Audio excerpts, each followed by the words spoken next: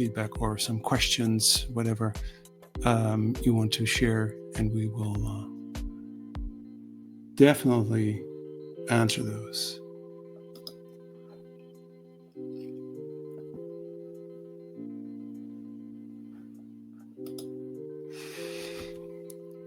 Hey folks, this is an experiment with using StreamYard, and so I'm welcome to this first experiment with StreamYard to see whether we can kind of use these kind of tools to meet you where you are, instead of asking people to join us on Zoom and you have to sign up and all that stuff. We're more interested in seeing whether we can actually go on these different platforms live, and so you don't have to sign up. It's right there for you. So do let me know if that actually is something that works for you. Please, again, like I said, I'm gonna put those comments live, which means that and you can basically see the comments. Well, here actually, I think it's gonna pop up here if you want.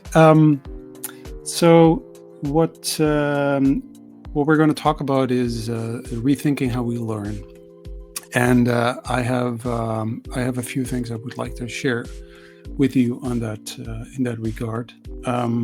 Rethinking how we learn is something that we've been preoccupied with the last few years, and so we're going to take a look at that. What does that mean? And obviously, and I'm inviting you to think with me, either now in this broadcast or any other time. Okay, so as you are experiencing, and we are all experiencing, this time is sometimes confusing with all the new technologies out there, and all the other things that are happening in the world. And so I'm pretty sure that everybody here experiences that uncertainty. It's not just new technologies, but it's also the way we work. Everything kind of changes. And while everything is transforming and transforming fast, the way we teach and the way we learn hasn't really kept up. We still treat learning as something that happens in a classroom. Something like abstract, something you prepare for now to apply later, if ever, right? So we were brought up with this idea that, we're kind of learning all these new skills because later you might start using those. But that's not how real learning happens anyway. It never did really. You learn by doing. If you learn to drive a car, you actually start learning to drive a car for real when you step into the car alone and drive away. Hey there, greetings to everyone in India. We are talking about relearning, and let me know how you experience the way we train people, and how you learn new skills in a time where we have so much technology around us. And I'm going to go into that a little bit right now, because how we actually learn is learn by doing, right? So by trying, failing, adjusting, trying again, by being confronted with a real challenge, feeling just a little unprepared, but stepping into it anyway. That's where growth lies. And yet a lot of formal education still teaches us in the opposite way. It's content heavy, one size fits all. It is usually completely disconnected from context. Hey, Mimp. For everybody who's signing up now, this is an experiment with. I'm using StreamYard to see whether we can stream content to your location instead of asking you to join us on Zoom. So, like I said, that real learning is something that you that is something that takes place in context. And a lot of formal education does it. It's one size fits all. They have a program for you. You have to go through the program. It doesn't really consider you as an individual. And in today's world, that simply doesn't work anymore. We need to shift from just in case learning. Someday you might need this, to just in time learning. You need this now. Let's apply it immediately. That as a mindset. You're doing this now. You need this as a tool, because to help you solve this problem. We have the content, we have the experience, we have the expertise for you now when you need it, and not teaching you something you might need later, right? There's something else that's really interesting for the time we live in right now, and we forget about this, especially in a world where AI tools, large language models, all those what we now call AI, we live in this world where the answers are everywhere. It can just generate this amazing answer that actually sounds really cool. But learning takes effort. When you want to develop a new skill, it's going to take effort. So when we skip the struggle, we often skip the learning.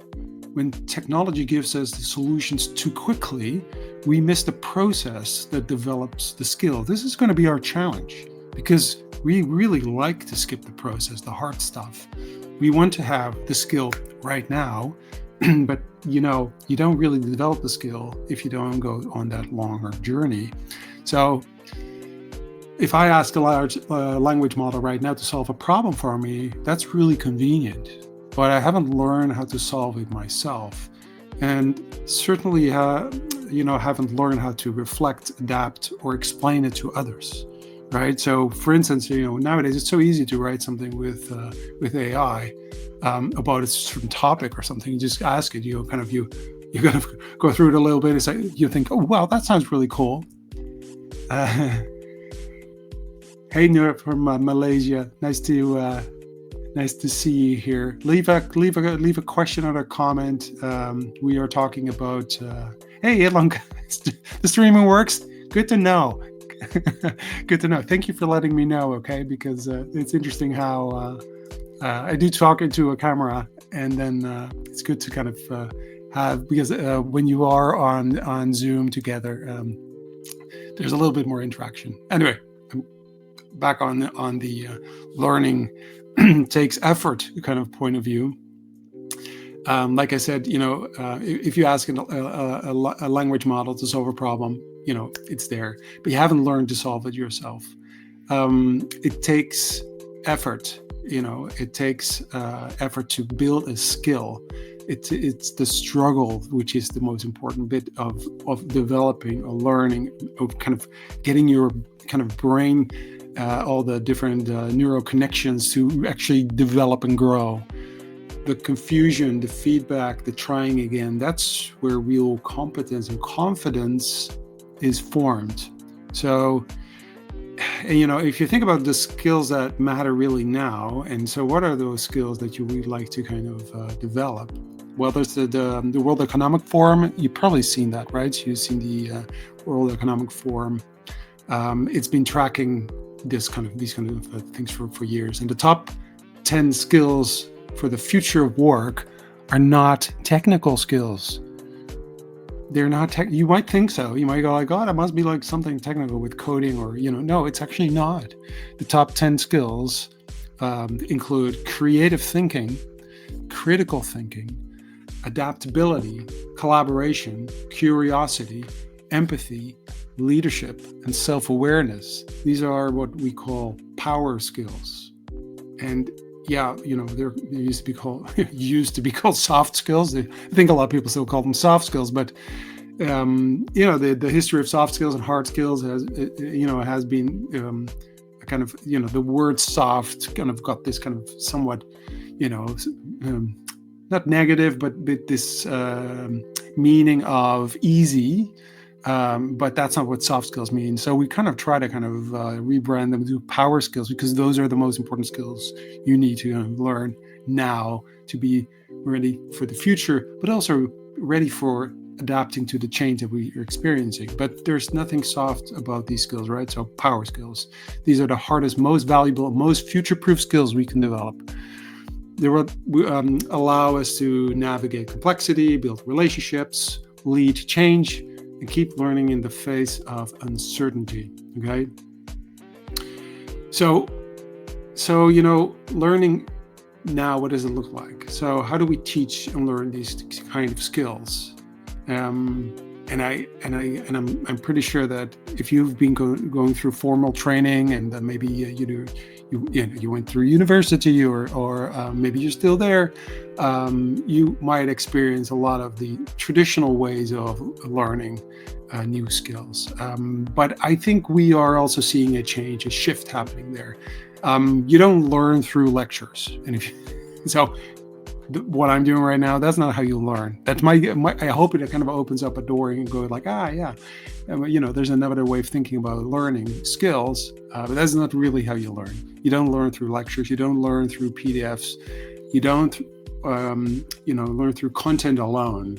We learn new skills through experiences, through real world challenges, peer feedback, being part of a team, guided reflection, and supportive communities. I think learning communities is going to be increasingly important. So that's the kind of learning culture we need to create everywhere, in companies, in education, in leadership, and in teams. And I'm really thinking that is going to be. It's difficult to kind of have that in our companies, the way we work, but I think that's going to be the future. Specifically, the community, the peer support, and the learning communities is going to be important for how we learn and how we develop new skills. So, this is sort of what we're trying to do at Future Skills Academy. We focus on helping people learn by doing in context. So our approach is kind of blended. Sorry, I have a tear in my eye. I'm crying while talking about how bad our educational systems are right now. No, it's too early for me. I only had like one cup of coffee. I need more coffee. So that's basically what I'm doing. So I want to talk about the learning in the context. So the approach, Future Skills Academy approach, is kind of, and we're not the only ones, but this is something you'll see emerge, everywhere, I think, of now and in short-term future. Our approach is sort of blended, practical, and human-centered. We run short, intense learning formats. We have our 90 minutes Future Skills one-on-one sessions. This is where participants work on real challenges. I think that's the big thing. It is about the real, having a real challenge, something that you are really working on, instead of having sort of a generic kind of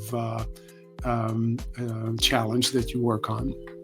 And it's a mix of live, interactive online sessions, peer learning, coaching, self-paced reflection, and a growing community of people. And again, I need to stress this: be part of a learning community. You need to have people around you. If you want to grow, if you want to develop something, make sure you're in the right environment of people who support you and can show you sort of that you're not alone, and you can reflect with each other and learn with each other. We always say it takes a village. Right. I know this is about growing, raising a child, but change and changing yourself also takes a village.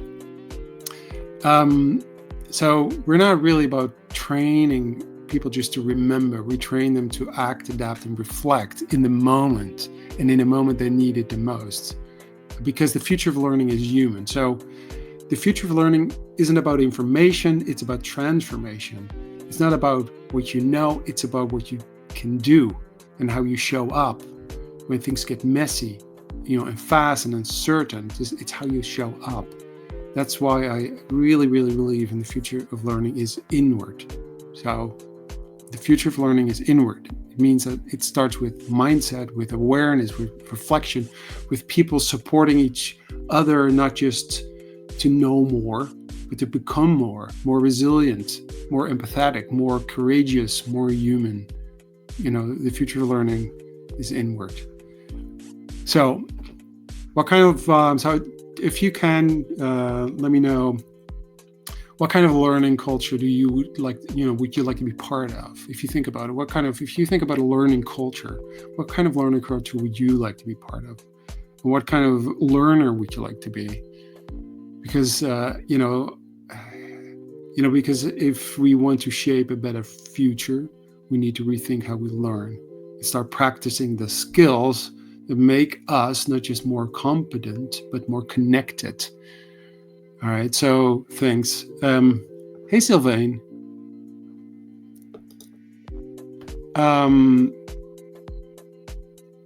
So good point.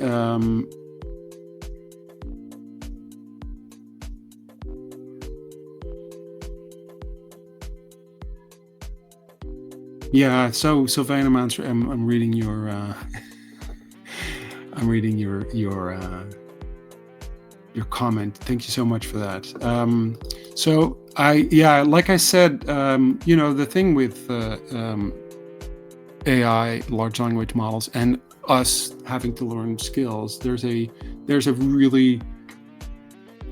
challenge there for us, which I haven't kind of thought about for. I know that it takes effort to learn. But I recently started thinking, because we were focusing on these future skills, right? So resilience and creative thinking, and all these kind of power skills, soft skills, adaptability, curiosity, empathy. If AI tools, large language models, if they take away the sort of the effort in learning these skills, all right, say creative thinking, if AI allows you to get all these kind of great ideas and it makes it sound so cool and smooth and perfect, and our brain is lazy because it takes up so much energy, so if we can cut corners, we will cut corners, right? But if you want to learn a skill, maybe AI is actually in our way to learn, because it takes away the struggle, and it's the struggle that is the path to learning a new skill, is that developing our brain, because we have to kind of we have to struggle, we have to grow in these new neural connections, and if we don't have that struggle, then we won't get that new skill. So anyway, that's just sort of my this was my little experiment using StreamYard, streaming to your to where you are, bugging you in your place, and it's good to see some of our familiar faces. I am still getting used to this. Hey, Poland, nice to see you too. I'm not going to pronounce your name because I'm going to screw up probably trying to pronounce your name, but it's thank you very much for joining. What do you think? Let me know about what do you think about the current way we learn and develop skills? So, I mean, I did my rant on what I believe is wrong with the way we educate our kids and educate ourselves right now, which is a very traditional or classroom orientated, sit down and shut up, and here's a few slides, or here's a book. Remember these kind of these theories and these methods. If we move from that to experimentation and trying and what we call in-time learning, just-in-time learning meaning I'm going through a process, I'm having a challenge that is real and relevant right now, and here are the sort of the methodologies, the expertise, the expert, the people, the information that you really need right now to fix the problem now, just in time. Not here's information that you might need later in life. No, right now. How do we organize it? And that's the problem, because we need to reorganize and restructure everything, because everything is structured in a different way. So let me know in the comments, what do you think about this, and about this kind of learning in just-in-time learning.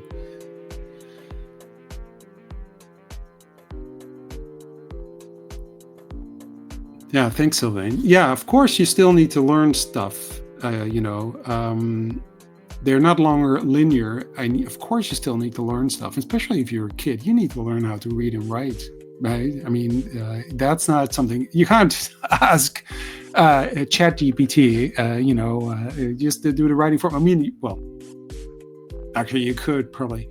Is that a thing? Do you think that people will forget how to read and write? Maybe not read, because that's going to be confusing, but writing. I think if I look at my kids, writing, they obviously they learn how to write, but if you have the more kind of tools you have that respond to spoken language, like now we have that. I mean, I use ChatGPT, for instance.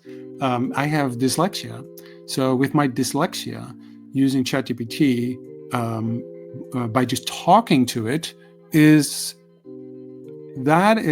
for me personally a huge benefit, because with my dyslexia, and just being able to kind of speak and have it transcribed on the spot like that is a game changer for people with dyslexia. I mean, right? So, I mean, and also obviously for people without dyslexia, writing takes effort. But I do feel that, and I've been experimenting with this for a while, but I kind of now started to stop using ChatGPT for these kind of things. I do use it because I can talk to it, but writing is a different process. It's focused, and it uses your brain differently. So we need to relearn how to not just rethink how to learn. We have to relearn how to learn. So to your point, Sylvain, yes, we have to learn stuff, but I think we have to learn stuff as well. We have to learn how to do things the hard way and not the easiest way. So we need to create contexts in where we actually have to struggle, which is learning. We have to fail and fall down and get up again in order to develop these new skills. Okay, this was my live streaming session on just-in-time learning. We'll do more experiments with this. I hope you enjoyed this. Thank you for tuning in and joining and giving some feedback here on live. I'm struggling a little bit with the technology still, because there's so many options in this StreamYard, but it's and I miss hearing your voice. So thank you so much.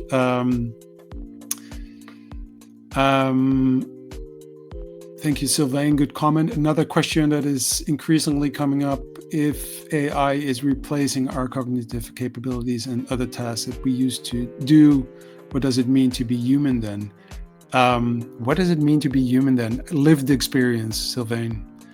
Lived experience. There's been a time where we did not have any technology, and things like storytelling was really important. I think a lot of things that we forgot that were important are going to be important again. So I think that and I want to be optimistic, right? I'm a creative, I'm a designer, and I think we should be optimistic about the future, and otherwise we're going to be cynical. Technology is always going to be doing bad things because of bad people, but it's going to do good things because of good people too. And I think good people are going to do good things with it. And I think technology and AI and robotics, in general, in the ideal situation, it is going to free us up to do the more important things. It's going to take away the mundane, repetitive tasks that we're not that good at anyway. We always talk about AI not being perfect, and it's hallucinating, and we hallucinate. We're not perfect. We make mistakes. That makes us human. So it's actually the most human thing that AI does is the mistakes it does. But anyway, my point is that I think that ideally it's going to free us up. Like, so for instance, my father, he's in a care home, and there's not enough people to do everything. They're so busy with admin, and so they're so busy with giving bringing coffee to all the people in the care home.